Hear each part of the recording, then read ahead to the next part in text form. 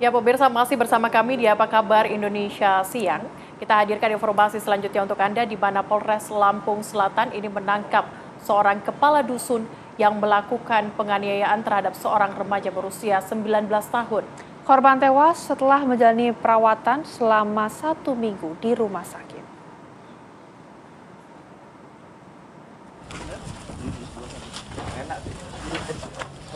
Polres Lampung Selatan menangkap kepala dusun yang melakukan penganiayaan terhadap seorang remaja berusia 19 tahun.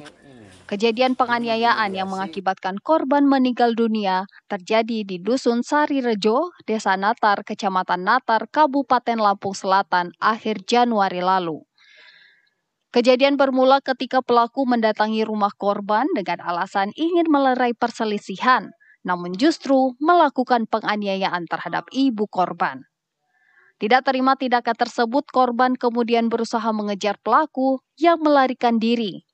Pelaku menganiaya korban dengan menggunakan balok kayu hingga menyebabkan luka serius pada bagian kepala hingga menyebabkan korban meninggal dunia setelah menjalani perawatan di rumah sakit.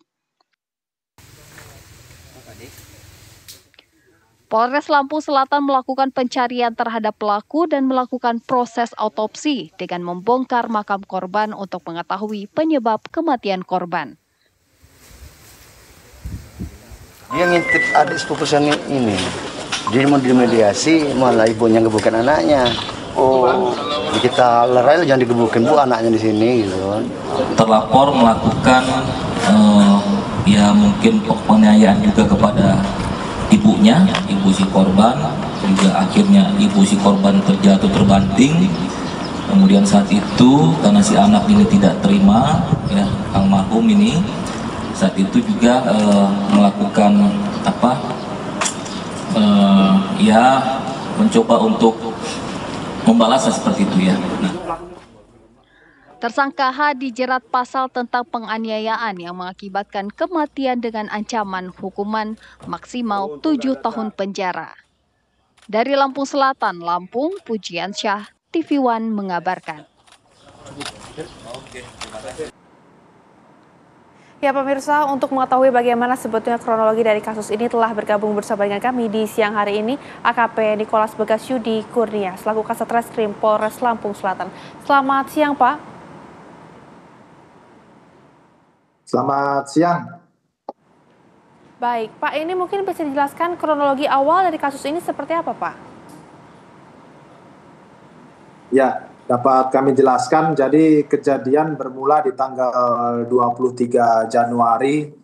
Di situ terjadi perselisihan yang melibatkan korban inisial M, kemudian ibu korban inisial J, dan juga tersangka inisial H. Sehingga pada saat perselisihan itu terjadi cekcok mulut dan kemudian dilakukan peleraian, namun oleh tersangka inisial H, ibu daripada korban justru terbanting dan menderita memar dan juga lecet di bagian kepala sebelah belakang karena akibat tindakan oleh saudara H tersebut dari cekcok mulut di situ. Kemudian terjadi perselisihan dan kemudian korban inisial M sempat balik ke rumah dan kemudian mendatangi kembali saudara H dan kemudian terjadilah pemukulan itu. Sehingga saudara H melakukan pemukulan menggunakan balok kayu tepat mengenai kepala bagian sebelah atas korban dan seketika itu juga korban langsung jatuh tersungkur dan mengalami kejang-kejang. Sehingga pada saat itu terjadi pelaporan di Polsek Natar, diterima oleh personil kita dan dilakukan tindakan medis berupa visum di Rumah Sakit Medika Natar. Namun keesokan harinya korban mengalami muntah-muntah, ya. Terus kemudian korban juga mengalami kejang-kejang kembali sehingga dirujuklah ke Rumah Sakit Urip. Di sana korban sempat dirawat intensif dan juga dilakukan tindakan medis selama kurang lebih seminggu, namun pada akhirnya tanggal 31 Januari kemarin korban dinyatakan meninggal dunia. Demikian. Baik, Pak Bagas, mungkin boleh disampaikan bagaimana motif dari pelaku sehingga melakukan penganiayaan terhadap korban? Ya, jadi untuk motif juga ini masih dilakukan pendalaman, namun berdasarkan bukti ataupun petunjuk yang kami dapatkan yaitu rekaman CCTV, memang perbuatan daripada tersangka H ini sudah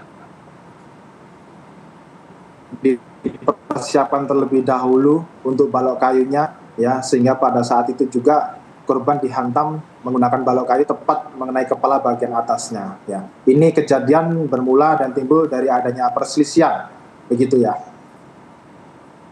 Baik, Pak, ini kan awalnya seperti informasi yang telah kami dapatkan kemudian ada untuk melerai perselisihan. Ini berdasarkan dari keterangan saksi, perselisihan ini seperti apa, Pak?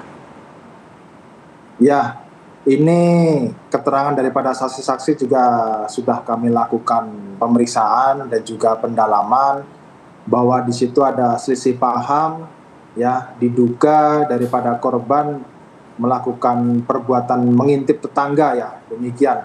Namun ini masih perlu kami pastikan dan didalami kembali sehingga pada saat itu terjadi cekcok mulut dan juga perselisihan sehingga terjadilah tindak pidana pemukulan itu.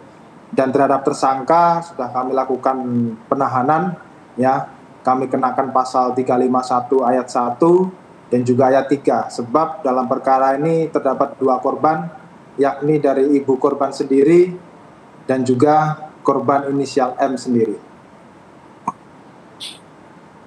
Baik, dari keterangan yang sudah Anda himpun dari saksi, begitu ya Pak ya, apa kemudian nanti hukuman yang akan diberikan mengingat juga ada 2 korban penganiayaan tersebut? Ya, ini sehingga untuk teknis penyidikan kami, ya, 1 laporan di situ ada 2 korban, saudara J selaku ibu korban dan juga saudara M selaku korban yang meninggal dunia, ya, sehingga kami kenakan pasal penganiayaan ayat 1 yang menyebabkan perlukaan dan juga 351 atau penganiayaan ayat 3 yang mengakibatkan korban meninggal dunia. Kami kenakan pasal tersebut, Mbak. Baik, Pak Kasat, terima kasih banyak sudah bergabung bersama dengan kami di Apa Kabar Indonesia Siang. Selamat kembali beraktivitas.